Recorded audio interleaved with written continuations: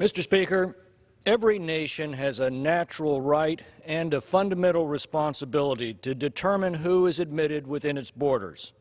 This is what defines a country and ultimately determines whether its culture, customs, and institutions will endure. The unique qualities that develop within each country's borders naturally make some countries more desirable places to live than others. The differences drive immigration patterns. The more successful a nation, the greater is the demand to immigrate to it, and ours is the most successful in human history. Now, most of the world's 7.5 billion people live in violent and impoverished conditions, and it's no wonder that they find the United States an attractive alternative. Yet, uncontrolled and indiscriminate immigration from those countries to ours risks importing the same undesirable conditions that encouraged their immigration in the first place. History offers us many examples of great civilizations that have succumbed to this paradox, and the current crisis on our southern border poses a fundamental test of whether ours may join them. America has traditionally welcomed the truly persecuted who have escaped to our shores, but what is unfolding today makes a mockery of our asylum laws. This was not a peaceful caravan of asylum seekers, as many have attempted to portray. A caravan is a group of people traveling legally and peacefully through a foreign land. An invasion is a group of people attempting to violate a nation's border by force, whether by military or mob action. The vast majority camped on our southern border are military-aged males. Authorities have already identified roughly 600 as known criminals, and Mexican law enforcement has reportedly arrested roughly 100 for crimes committed in their country.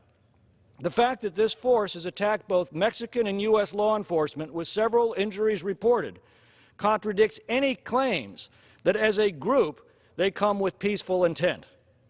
Nor are they asylum seekers in any conventional sense. No doubt many are nonviolent and simply caught up in the group dynamic of a mob. But poverty and violence in a country does not entitle every person in it to enter ours. Asylum is reserved for those who have been specifically targeted for harm by their own government based on their race, religion, nationality, political opinion, or social group, and who have entered directly into our country from their own. In these instances, asylum is reached by crossing a border and accomplishing separation from that government. A Central American arriving in Mexico has already achieved this and therefore has no call on asylum in any other country. The appropriate request to make is to the government of Mexico, a request some have already made, and Mexico has granted. Nothing succeeds like success.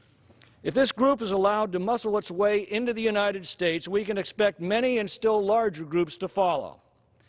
If anything, this crisis should emphasize the importance of completing the border wall that Congress first authorized in 1996 and President Trump is desperately trying to construct.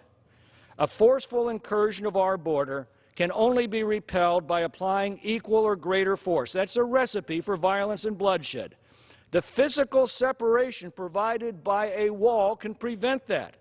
It not only protects the officers who place their lives on the line in defense of our law, it also protects the lawbreakers themselves from the violent conflict that their behavior otherwise would make inevitable. Orderly immigration regulated by law and protected by secure borders is a prerequisite to a civilized and prosperous nation. If our immigration laws are not enforced, then our borders become meaningless and America becomes a vast open territory between Canada and Mexico, susceptible to every social, political, and economic disorder brought to it. This seems to be the ultimate aim of the American left and its powerful chorus in the media. We are fortunate in this crisis to have a president obedient to his constitutional command to take care that the laws be faithfully executed. In the remaining days of this session, Congress has a responsibility to give him the tools to do so. It remains the great remaining task of the 115th Congress. I yield back. Jim yields back. The chair now recognizes the gentlewoman from